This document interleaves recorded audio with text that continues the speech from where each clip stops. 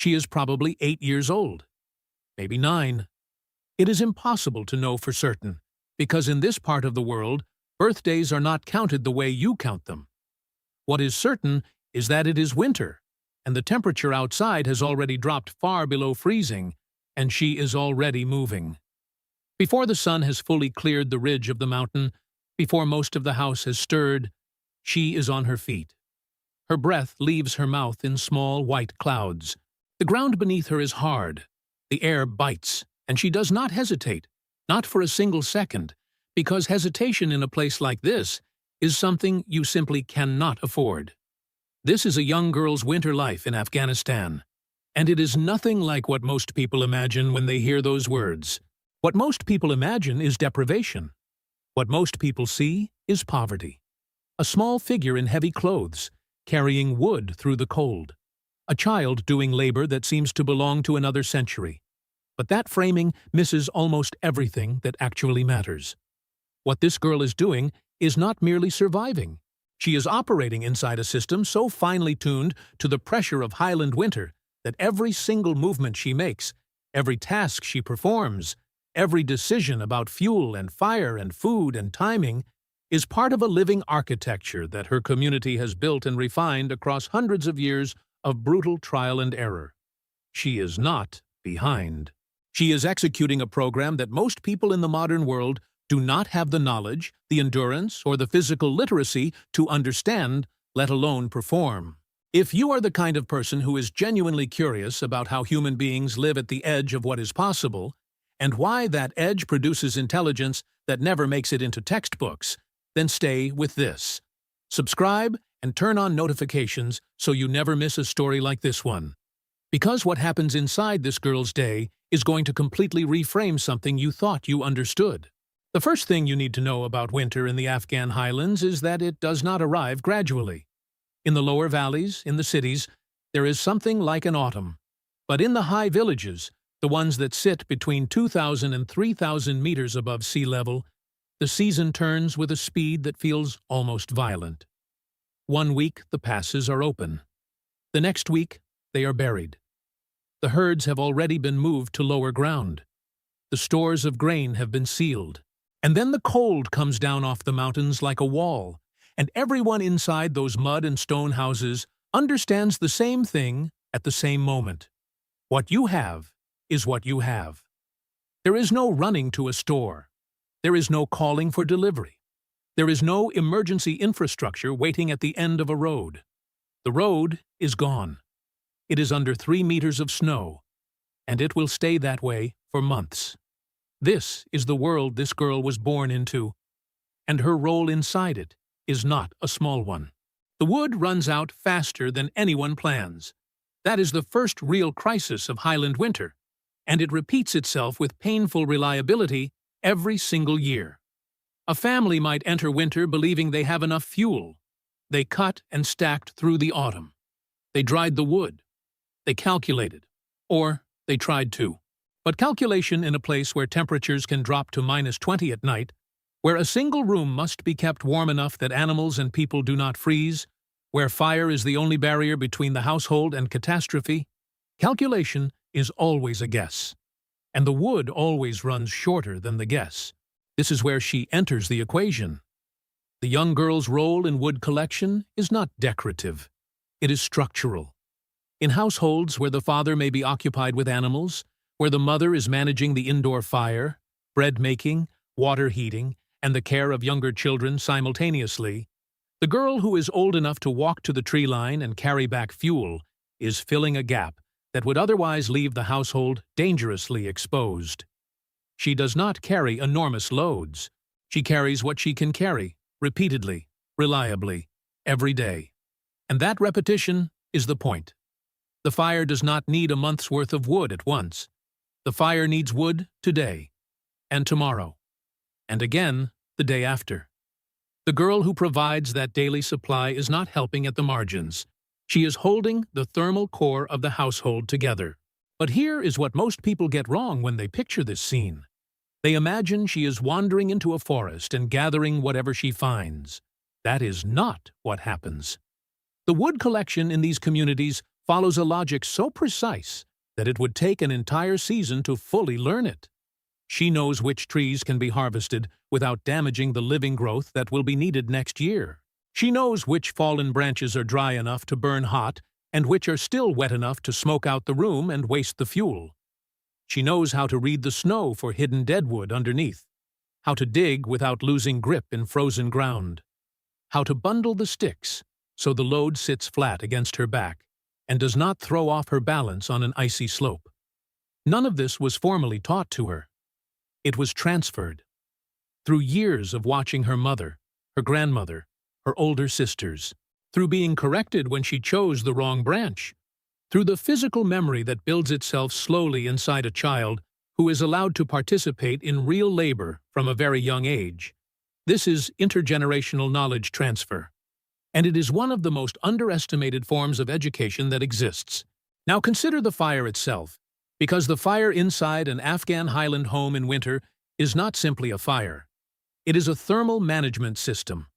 The room where the fire burns, typically the main living and sleeping space, is sealed as tightly as possible against the outside air. The walls are thick, sometimes a meter of packed earth and stone, which means they absorb heat slowly, but hold it for a long time. The fire does not need to burn all night.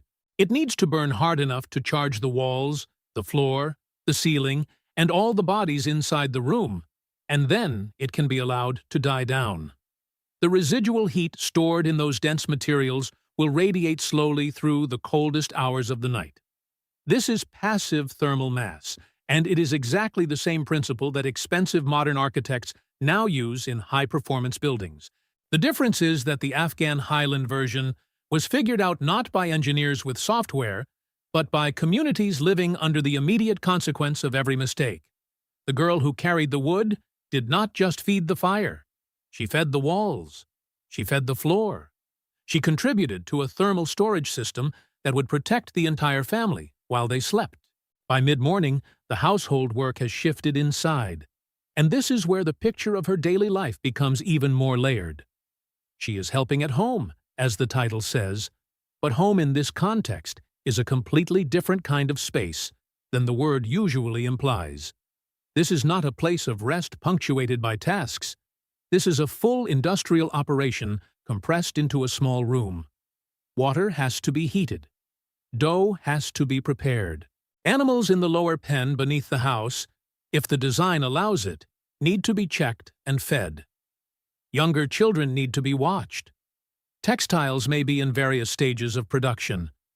Wool that was processed in autumn now needs spinning. Garments need repair. Everything that cannot be done outside in the cold is compressed into this interior space, and the labor required to run it does not have an off switch. A girl of 8 or 9 in this household is not doing adult work poorly. She is doing the work she is capable of doing, and she is doing it in a way that frees the adults around her to do the work that requires greater physical strength or more complex knowledge. She stirs, she carries, she watches, she fetches, she holds a sibling so the mother's hands are free. She passes the right tool at the right moment. These are not small contributions. In a household where every person's capacity is a resource, the child who reliably performs her tasks correctly is as functionally important as any other member of the labor unit. And if you are watching this and starting to feel the weight of her day, good. That weight is real. But stay with it, because something else is also happening simultaneously. Something that the purely economic account of her life completely misses. She is learning to read a home, not in a metaphorical sense. Literally, she is learning what temperature the bread dough needs to rise correctly, how to judge this by feel and smell without a thermometer. She is learning how to position herself relative to the draft in the room so the smoke goes up and not into her face. She is learning when the water is hot enough for washing without being told, because she has watched it reach that point 100 times, and her eyes now know it. She is absorbing the spatial logic of a household that must function under constraint, where everything has a place determined not by aesthetics, but by efficiency, safety, and the reality of the cold outside. The knife is kept here because the light is best here in the morning. The water is stored at this height because children can reach it without climbing. The drying rack is positioned here because this is where the heat rises first. Every arrangement is a solution, and she is learning all of it by being inside it. This kind of environmental intelligence, the ability to read a complex system and operate within it by feel, is something that modern developmental psychology increasingly recognizes as a profound form of cognitive development. Children who are embedded in real labor from a young age, who are trusted with tasks that have genuine consequences, consistently develop what researchers call practical reasoning, a form of problem-solving intelligence that standardized tests were never designed to measure. The girl carrying wood is not missing out on education.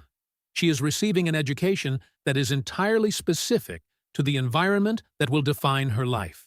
The question of whether that environment should be different is a serious and legitimate one, but it should never be confused with the question of whether she is intelligent. She absolutely is. Now let us talk about what happens when the wood runs low, because it does. It always does. And this is where the household system reveals another layer that most outsiders never see. When the primary fuel begins to run scarce, the household does not simply burn more or burn less. It reconfigures. The fire schedule changes. Instead of maintaining heat throughout the day, the fire is concentrated around the two moments when it matters most. The morning preparation, when bread is made and the coldest part of the day must be bridged, and the evening gathering, when the family comes back together and the room must be brought back to a livable temperature before sleep. The middle of the day, when bodies are moving and generating their own heat through work, becomes a fuel-free interval. Bodies are the backup heating system. And everyone understands this without it needing to be said, because it has always been this way. The girl adjusts her wood-carrying routine accordingly. Smaller loads, more carefully selected. She is now choosing only the driest pieces, the ones that will burn hot and clean with minimal waste. She is not doing this because someone gave her a revised set of instructions. She is doing it because she has watched the household make this shift before, and she understood what it meant and what was needed from her. This is adaptive behavioral intelligence. She is not executing a fixed program. She is reading a changing situation and modifying her output in response. That is not something you can teach in a classroom. That is something you can only learn by living inside a system that requires it. Subscribe if this is making you see something differently, because we are about to go even deeper into what this girl's day reveals about the engineering hidden inside everyday survival. The afternoon brings a different kind of work, and it brings something else, the cold at its most hostile. In the highland villages, the light changes fast in winter. By 3 in the afternoon, the sun is already low, already losing its warmth, and by 4, the temperature has begun its rapid slide. Any outdoor task that needs to be completed before dark must be completed now. This is the window, and everyone in the household feels it without looking at a clock. Animals that were let out into the small enclosed yard must be brought back. Water that was left to melt from snow must be moved inside before it refreezes. Any wood left outside must be stacked under cover. She is part of this coordinated push, not as a bystander, as a participant with a specific and understood role. And the coordination itself is worth examining, because it happens without meeting, without planning, without a list. It happens because everyone in the household has internalized the rhythm of the day so completely that each person's movement triggers the right response from the others. The mother moves toward the fire, and the girl moves toward the water. The older sibling brings in the smaller animal, and the girl closes the outer door. This is choreography built not out of rehearsal, but out of hundreds of repetitions of the same daily logic. It is household systems thinking, and it functions at a level of efficiency that most managed organizations would struggle to match. By the time evening comes, and the fire is built back up, and the family has gathered inside, there is a quality to the air in that room that is worth sitting with for a moment. It is warm, in the way that warmth after cold feels entirely different from warmth that was never interrupted. There is bread. There may be a thin soup with dried vegetables and legumes that were stored in autumn, cooked slowly because slow cooking extracts the maximum nourishment from minimal ingredients. There is the sound of younger children. There may be storytelling. There is almost certainly repair work happening, hands busy with thread or wool. Because in a household that runs entirely on what it produces, there is no object so worn that it is not worth fixing. And the girl is there. She has been moving since before sunrise. She has carried wood. She has helped with bread. She has minded a younger sibling. She has brought water. She has made the coordinated push before dark. And she has done all of this without complaint, not because she has been taught to suppress her feelings, but because this is simply the texture of the life she knows. The fire is warm. The family is together. The house is holding. That is not a small thing. In a world where the alternative to the system working is the family freezing, the system working is everything. The food that appears at the evening meal is another system in itself, and it connects directly to the girl's work in ways that are not obvious from the outside. The bread she helped bake in the morning is not just bread. It is the primary caloric delivery mechanism for a family operating under extreme cold, where the body is burning more energy simply maintaining its temperature. The wheat or corn that went into that bread was harvested months earlier, threshed and cleaned and stored in sealed containers against moisture and pests. The fact that there is bread today is the result of a planning and storage chain that began before the first snow fell. And the girl who helped mix the dough and manage the fire that baked it is a link in that chain. The soup, too. The dried vegetables came from a summer garden that was planted, tended, harvested, and processed with preservation in mind. Nothing in that garden was grown speculatively. Everything was grown with winter already in the calculation. The legumes were dried, because dried legumes survive cold storage and release protein when cooked in water. The dried herbs were chosen because some of them have properties that help the body respond to cold. This is not folk randomness. This is applied nutritional strategy, developed across generations by people who learned, through illness and recovery and loss, what the body needs when the temperature drops, and the body works hard, and the options are limited. She does not know the biochemistry. She does not need to. She knows that this is what the family eats in winter, and she knows how to prepare it, and that knowledge will carry her household through every cold season she lives to see. Now let us pause for a moment and ask the question that this whole story is actually building toward. Because there is a question underneath everything we have described. It is not about poverty or tradition, or whether this girl should be in a classroom instead of carrying wood. The question is deeper than any of those. The question is, what happens to a form of intelligence this sophisticated, this specifically adapted, this genuinely functional, when the world around it changes? In the last decades, even remote highland communities in Afghanistan have been touched by larger forces. Conflict has displaced families. Aid organizations have introduced new materials. Young people who have left for the cities have come back with different expectations. The pressure on these traditional systems is real, and it comes from multiple directions at once. And what tends to disappear first, when a traditional system begins to dissolve, is not the most visible part of it. It is not the house which still stands. It is not the fire which still burns. What disappears first is the invisible knowledge, the understanding of why each thing is done exactly this way, the ability to read the environment and respond correctly, the choreography of the household day. The girl who carries wood is not just carrying wood. She is carrying the working memory of the system. She is the transfer point through which accumulated knowledge passes from the generation that has it to the generation that will need it. When that transfer is interrupted, even for one generation, something is lost that is extremely difficult to reconstruct. You can rebuild a house. You cannot easily rebuild the knowledge of how to run it. And this is what makes her daily life, as ordinary as it looks from the outside, a matter of real cultural and practical consequence. The wood she carries is fuel, but the knowledge she is absorbing while she carries it is irreplaceable. Let us come back to her for the last time, because she deserves that. By full dark, she is tired, not broken, not defeated, not a figure of tragedy. Tired in the way that a body is tired when it has done what it was supposed to do, and done it well. She has been part of every significant function that kept her household warm, fed, and protected for one more day. She has operated inside a system of extraordinary precision and done her part of it correctly. She will sleep soundly in a room that is still warm from the fire she helped to feed, under layers of blankets that exist because someone in her family's past figured out that wool retains heat even when compressed, even in the highest cold. In the morning, she will do it again, and the morning after that. And what she is building across all of those mornings is not just physical strength, although she is building that too.